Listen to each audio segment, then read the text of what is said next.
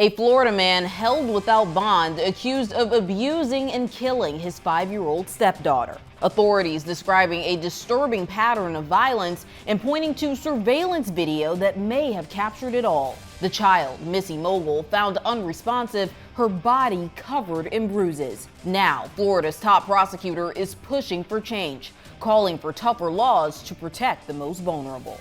Thank you for joining us. I'm Kennedi Walker, and I'll walk you through the investigation, the evidence, and the push for justice. You're watching Law and Crime.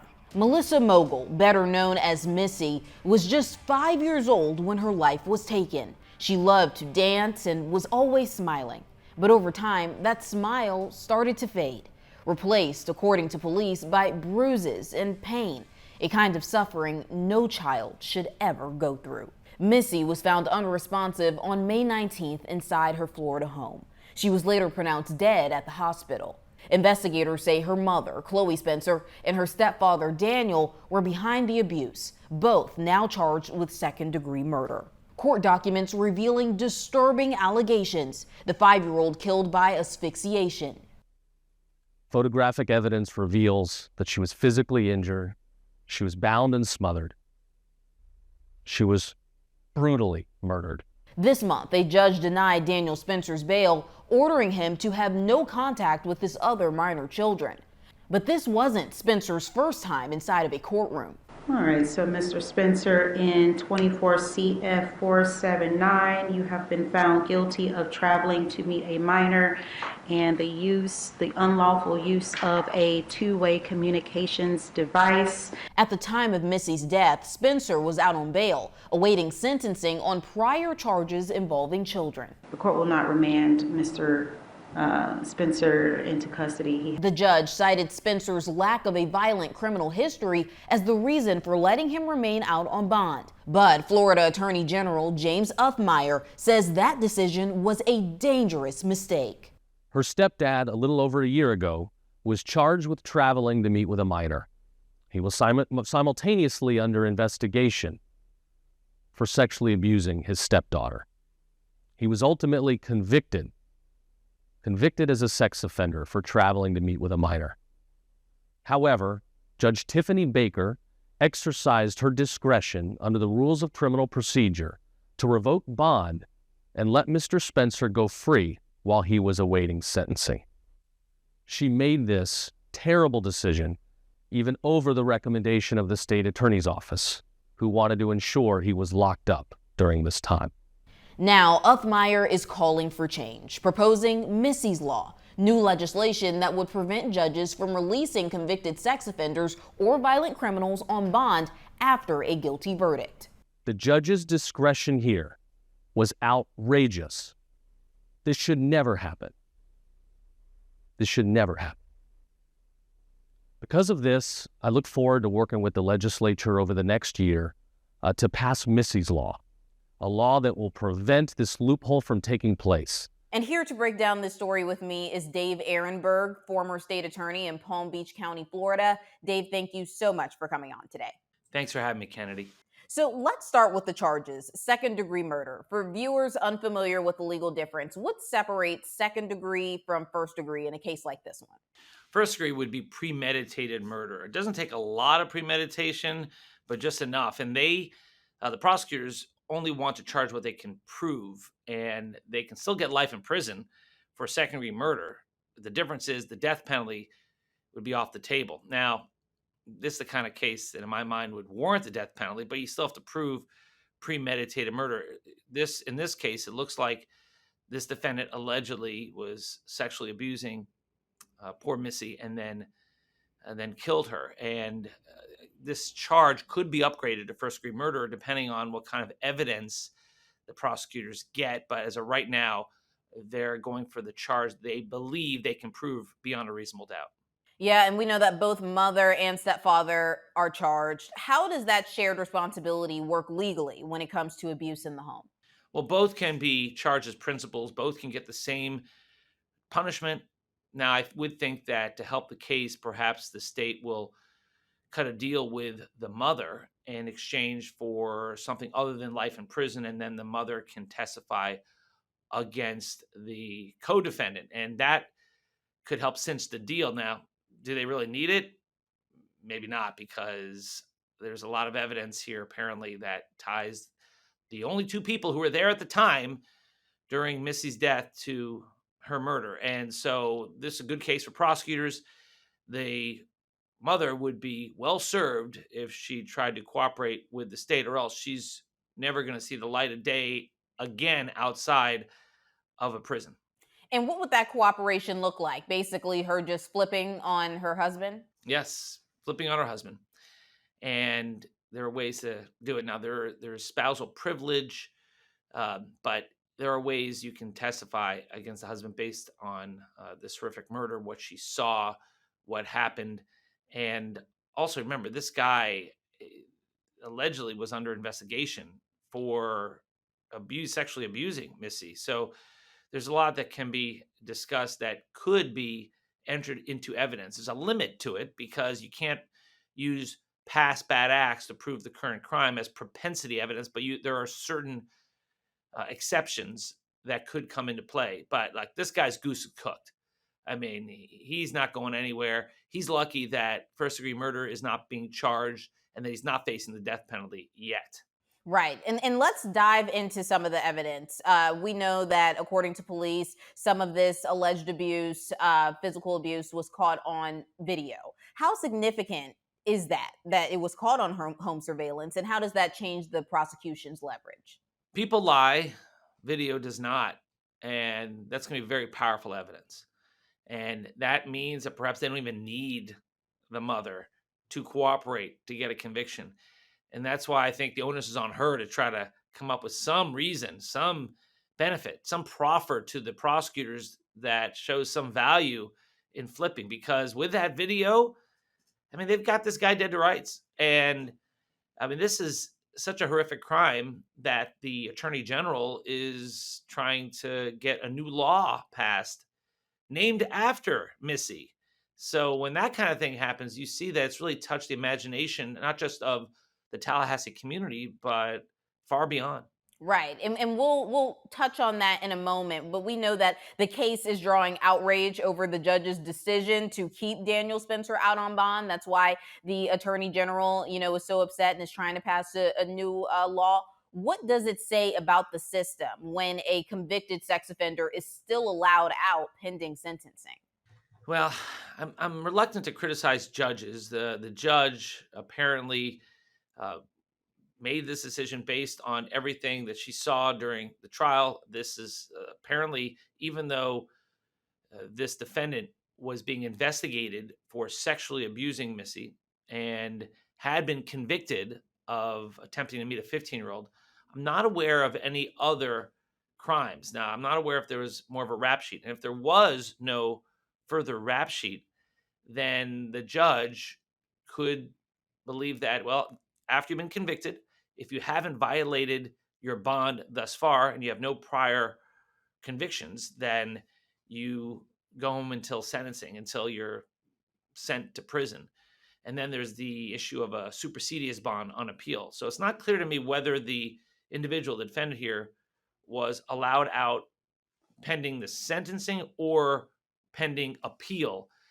It's something that would need to be changed in the law to remove that discretion from the judge.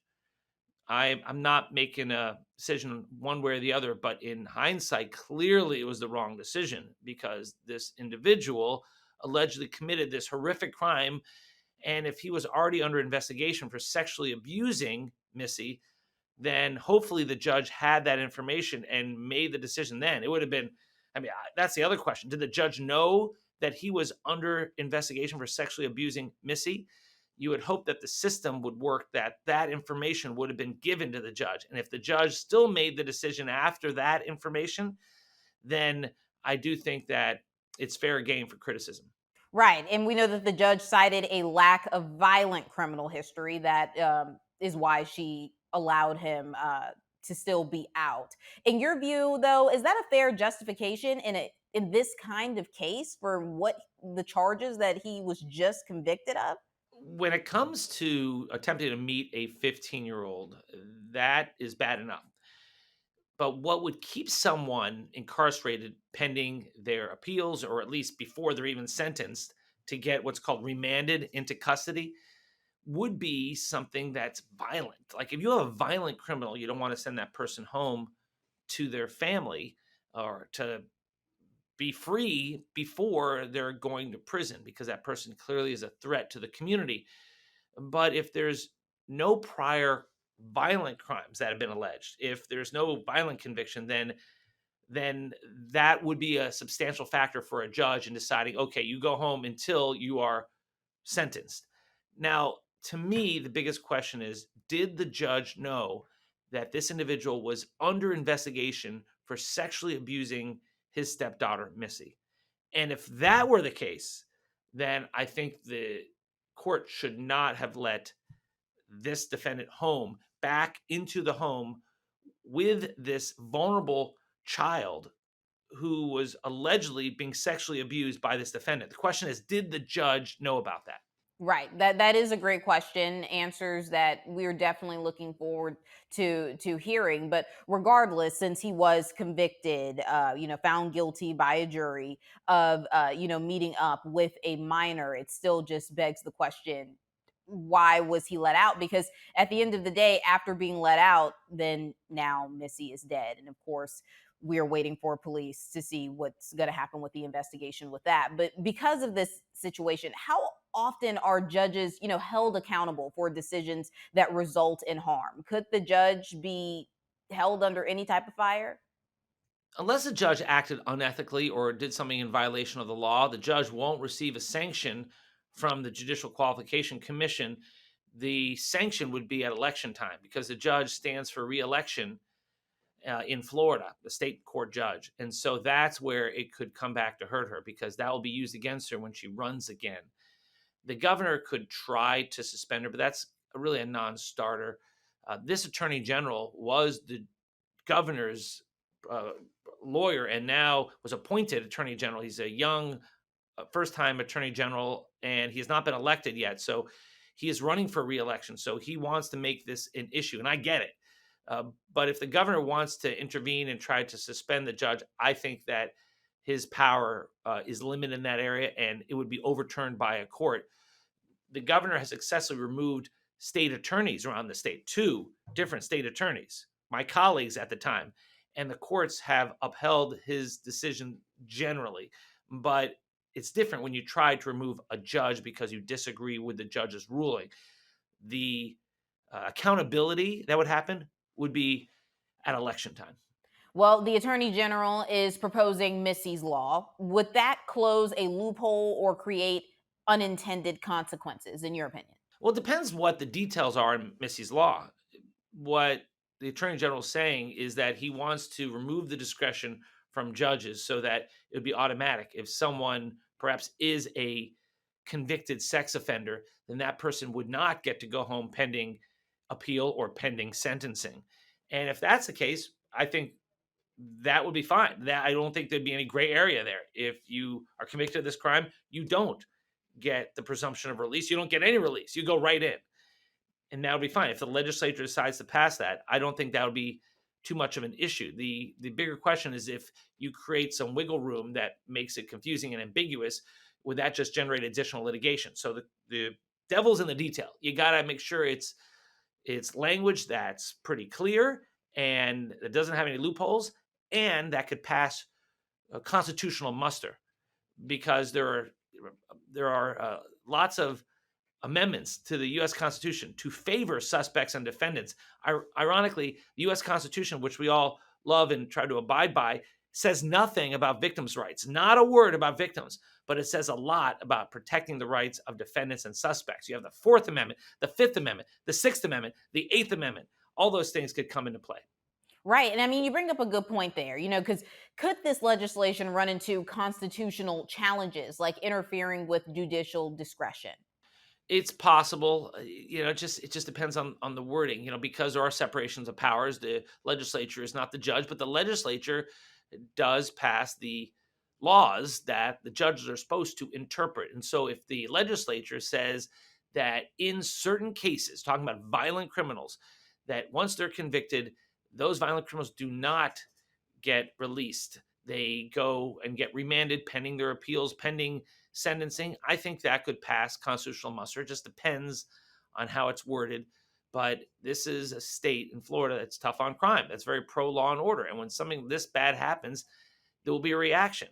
And there will be probably a lot of complaints from defense lawyers and the ACLU. But in the end, the legislature does have a lot of authority to pass the laws that the courts are supposed to implement, supposed to interpret, by the way, supposed to interpret. The executive branch enforces it. The courts interpret the law, just to be clear. Right. Yeah, absolutely. And, a 5-year-old is dead. I know the attorney general said that he's trying to make sure that another family doesn't go through, this tragic loss. But if passed, how might Missy's law impact current cases, or is it only future ones? Because a lot of people are wondering that as well. Clearly, of course, like how you said, it's all in the detail. But could this, for let's say it gets passed hypothetically, for those violent offenders that may be out pending sentencing, could they just automatically be remanded back to jail? That's where the courts would step in and find it unconstitutional to do a retroactive law where you pass something that everyone who's already in the system gets affected by. In general, it's supposed to take effect as of the law is passing. So any case that comes up, any decision from a judge from the point of the passage of the law, the effective date of the law would be affected. But someone who's already been released would not have to go back in based on that law. Well, going back to the case at hand, again, both parents have been charged in Missy's death. From a legal perspective, how do prosecutors handle cases where both parents are accused, but one may have had more control? I know you mentioned that maybe Chloe Spencer could flip on her husband, but if both, I'm just trying to figure out, how do they point blame?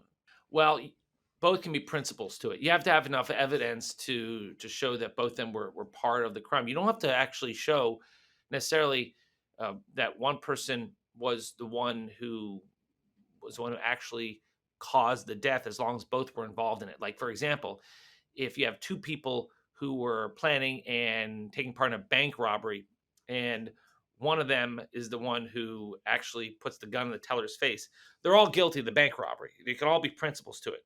And then there's conspiracy charges. The prosecutors have ways to hold everyone accountable without necessarily having to prove who's the one who fired the bullet. Now, here, they apparently have evidence to know who's the one who caused the death, but the wife can be charged just the same way for the same count, for the same second-degree murder count. Now, the prosecutors think that she's less culpable because there's always shades of culpability, then that's the person you would want to cut a deal with. But what value would she offer prosecutors that they don't have already? They have a video. They've got this guy who was just convicted, which can be used against, but convicted of a sex offense. And there are a lot of things that can come into play in court that will lead to his conviction. So they may not need her, but they may want her as just foolproof evidence that this guy was guilty. Right. And like you mentioned, there is, home surveillance video. But how difficult is it to prove long-term abuse when a child can't testify for themselves? Oh, it's difficult because some of the stuff is not admissible. If he doesn't take the stand, then some of the evidence against him in his past won't be able to come in. I mean, it's limited what can come in if he doesn't take the stand. And so that's why you would want to show other things, like perhaps the video, perhaps the mother's testimony, just the motivation. You can show motive here, and perhaps his motive was that he was furious and angry about the conviction. I mean, there's ways the prosecutors can try to get things in that otherwise could not come in. There's his MO, his modus operandi. He's been abusing someone for some time. He does this to other people. I mean, there's certain things that you can try to get into evidence that otherwise would be blocked based on propensity, meaning you can't just prove that he did it here because he's a bad guy. You have to show other things. So I don't want to get too much into the weeds, but prosecutors are really good at getting a jury to hear evidence that will show someone's guilt without violating the rules of evidence. And I'm assuming that Missy's young age could make the prosecution's case stronger emotionally.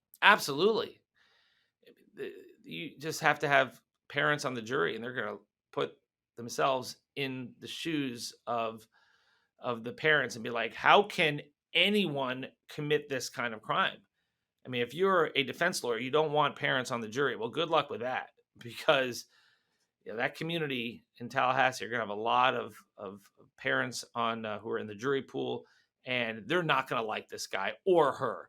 So she needs to save herself by cutting a deal, and I don't even know if one's going to be on the table. Well, you bring up a good point there. Just given the public outrage and media coverage, how might that affect jury selection down the line? It's my experience that you can always get a jury, even in high-profile cases, because jurors don't have to be blank slates. They don't have to be empty vessels. They just need to be able to put aside what they know, put aside any biases, and just follow the evidence and the law. And you can see it in every high-profile case, even in relatively small communities like Tallahassee, that they can put aside what they know and just follow the evidence and the law. And you have to vet them, but that's why you can find a jury that will just do justice. Now, if the death penalty is on the table, it's an advantage for prosecutors, because then the jury has to be death penalty qualified, meaning they have to all say that they're okay with implementing capital punishment. And that makes for a more conservative jury, a more pro-law and order jury, a better jury for the prosecution. But right now, the death penalty is not on the table. What kind of defense strategy do you anticipate in this case, especially for the mother? Well, the mother will point the finger at the husband and say, he did it all. She was just a woman who was being abused herself, and she was scared of him, and he did everything, and this is her child, and she's grieving. That's going to be her defense. As for him, boy, that's a tougher one, but he'll probably just try to poke holes in the prosecution's case, because he's not going to take the stand. So he's just probably going to try to show reasonable doubt that, well, look at the investigation. This is a shoddy investigation by the police. See, that's just typical for defense lawyers. If the police do 100 things right, they're going to say they should have done 101 things right. And that 101st thing is the reason why there is reasonable doubt here. And the other thing they can do is to try to point the finger at the mother. She's the one to blame. She's the one who killed Missy, not the father, and he's a stepfather. But I don't think it's going to go well for him. This guy is going to go to prison for the rest of his life. Any chance, any small chance that he could be offered a plea deal, or with a case like this one, that's probably unlikely?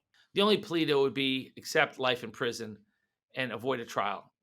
But why would he accept that? Because that's going to be his fate if he's found guilty at trial. There's no way they're letting this guy out. This is too high profile a case. This is a too disgusting, too grotesque a murder. And yeah, the sexual assault part's in there, and they're not cutting a deal with him unless he agrees just to avoid the trial, spare the community the trial, and just go to prison for the rest of his life. Right. Well, this is a case that we will be following closely. Dave, thank you so much for coming on today. Thanks for having me, Kennedy. Daniel and Chloe Spencer, Missy's mom, are both expected to appear in court on July 9th to face the murder charges. For Law and Crime, I'm Kennedi Walker.